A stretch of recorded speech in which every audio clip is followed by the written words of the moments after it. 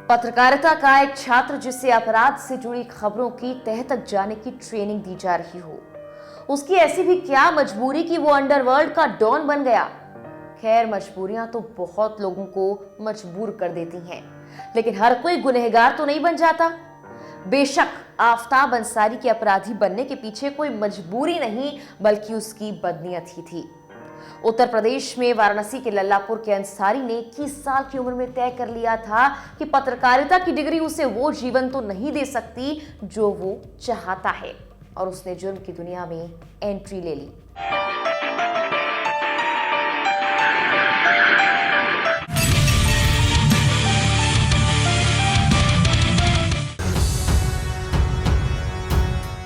नमस्कार, मैं हूं आपके साथ मेघना सचदेवा। आज क्राइम स्टोरीज में बात करेंगे आफताब अंसारी उर्फ फरहान मलिक की। यूपी के वाराणसी का वो लड़का जिसने जब जुर्म की दुनिया में कदम रखा तो पीछे मुड़कर नहीं देखा। जेल की सलाखें भी उसके पैरों में बेड़ियां ना बांध सकी। उसकी पहली सजा ने ही अंडरवर्ल्ड का डॉन बनने की उसकी चाह को और मजबूत कर दिया। आज आपको बताएंगे कि किडनैपिंग से वसूल की गई रकम पर जिंदगी बसर करने वाला आफताब अंसारी आतंकवाद और अंडरवर्ल्ड की दुनिया का चमकता सितारा कैसे बन गया, कैसे आखिर में उसे दुबई से दबोचकर भारत लाया गया और उसके साथ सीबीआई को मिला एक रिटर्न गिफ्ट। उम्र के उस पड़ाव पर जहां हमारे करियर से जुड़े कुछ महत्वपूर्ण फैसले हमारे भविष्य का रास्ता तय करते हैं, उस वक्त आफताब ने सोच लिया था कि वो अपराध की दुनिया का बेताज बादशाह बनेगा। आफताब का मतलब तो सूर्य होता है, लेकिन ये आफताब जुर्म की दुनिया में चमकने की चाह रखने लगा, और यहीं से शुरू हुआ उसका डॉन बनने का सफर। आफताब के पिता का निधन हो चुका था। घर में विधवा माँ, एक बड़ा भाई और बहनें थी। पढ़ने लिखने में शुरू से ही आफताब की रुचि थी। बाकायदा बनारस हिंदू विश्वविद्यालय से स्नातक की डिग्री भी हासिल की। आफताब ने आगे पत्रकार बनने की सोची, पत्रकारिता का कोर्स भी ज्वाइन कर लिया। आफताब के बड़े भाई भी पत्रकारिता करते थे। हालांकि जिंदगी में आगे बढ़ने का शॉर्टकट लेने का ख्याल आफताब के मन में तब आया जब उसे लगा कि पत्रकारिता उसे वो लाइफस्टाइल तो नहीं दे पाएगा जिसके बारे में उसने ख्वाब देखे। उस वक्त बनारस में एक अपहरणकर्ता और छोटे मोटे आपराधिक वारदातों को अंजाम देने वाला क्रिमिनल था। नाम था दिनेश ठाकुर, जिसके संपर्क में आफताब आया। दिनेश को अपना गुरु मानकर आफताब ने अब अपराध की ट्रेनिंग उससे लेना शुरू कर दिया। आफताब ने दिनेश से छोटी छोटी बारीकियां सीखी कि कब कैसे क्या करना है। आफताब के परिवार को इस बात की भनक तक नहीं थी कि बेटा पत्रकारिता के गुर नहीं, बल्कि कैसे किसका अपहरण कर रहा है, कैसे फिरौती मांगनी है, ये सब सीख रहा है। साल 1995 में आफताब और दिनेश ने मिलकर दिल्ली के एक बिजनेसमैन को किडनैप करने की प्लानिंग की और फिरौती के तौर पर 2 लाख की डिमांड कर डाली। हालांकि उस वक्त आफताब को बड़ा झटका लगा। मामले की भनक पुलिस को लग गई और दिनेश ठाकुर एनकाउंटर में मारा गया। आफताब अंसारी पुलिस के हत्थे चढ़ गया। दिल्ली पुलिस क्राइम ब्रांच और दिनेश ठाकुर और आफताब अंसारी के बीच खूनी मुठभेड़ 1990 के दशक में दिल्ली के उत्तर पश्चिमी जिले के मॉडल टाउन थाना क्षेत्र में हुई थी। दिनेश ठाकुर मौके पर ही मारा गया था। आफताब अंसारी को जिंदा दबोच लिया गया। यह पहला मौका था जब उसे गिरफ्तार किया गया। तिहाड़ जेल में बंद आफताब 1995 तक एक छोटा मोटा किडनैपर था, लेकिन उसके जुर्म की दास्तान में टर्निंग पॉइंट यहीं से आया। तिहाड़ ने उसे जुर्म का असल रास्ता दिखा दिया। वो ऐसे कि तिहाड़ में उसकी मुलाकात हुई कुछ खूंखार लोगों से। ये लोग जिहादी ग्रुपों के थे।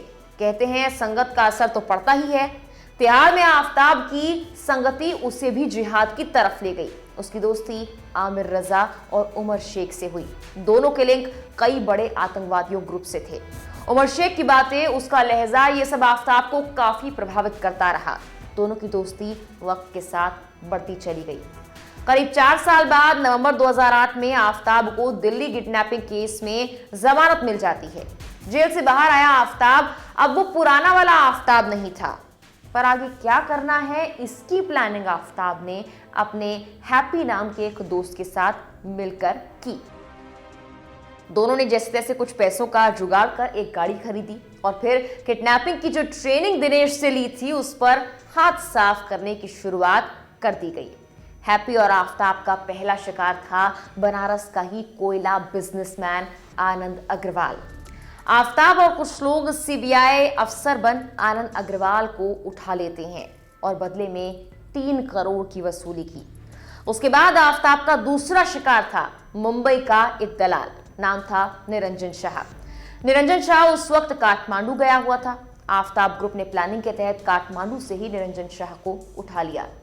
यहां मजे की बात यह है कि निरंजन शाह के अंडरवर्ल्ड से भी रिश्ते थे, तो उसके अपहरण पर बवाल मच गया। हालांकि आफ्ताब डरने वालों में से कहां था। इस बार फिरौती की रकम 20 करोड़ तय हुई। 45 दिन बाद फिरौती की रकम मिलने पर आफ्ताब से निरंजन को छोड़ने की बात हुई और ऐसा ही किया गया। इसके बाद आफ्ताब के हौसले बुलंद थे। अब उसने और बड़ा हाथ मारने की प्लानिंग की। इस बार आफ्ताब का निशाना था खादिम समूह के निदेशक पार्थ प्रतिम राय बर्मन। सब कुछ तय होने के बाद 25 जुलाई 2001 को खादिम समूह के निदेशक पार्थ प्रतिम राय बर्मन को तिलजिला स्थित अपने आवास से दफ्तर जाने के दौरान अगवा कर लिया गया। इसके बाद उन्हें उलार 24 परगना जिले के हाड़वा में एक मकान में कुछ दिनों तक रखा गया। फिरौती के रूप में आफ्ताब ग्रुप ने 20 करोड़ की मांग एक बार फिर से की। कहा जाता है कि बाद में 5 करोड़ रुपए फिरौती तय होने के बाद 3 अगस्त 2001 को उन्हें रिहा कर दिया गया। अब आफ्ताब अंसारी दुबई पहुंच गया, उसके बाद फिर कोलकाता पहुंचा। इस बीच एक घटना होती है।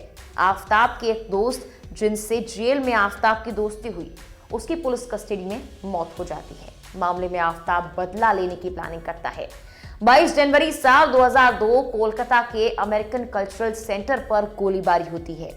यह हमला 2 बाइक सवार करते हैं। 2 गुटों ने हमले की जिम्मेदारी ली। एक हरकत उल जिहाद अल इस्लामी के सदस्य फरहान मलिक ने जिम्मेदारी ली और कहा कि हमला अमेरिका के दुष्ट साम्राज्य के विरोध में था, जबकि एक और संगठन ने भी इसकी जिम्मेदारी ली।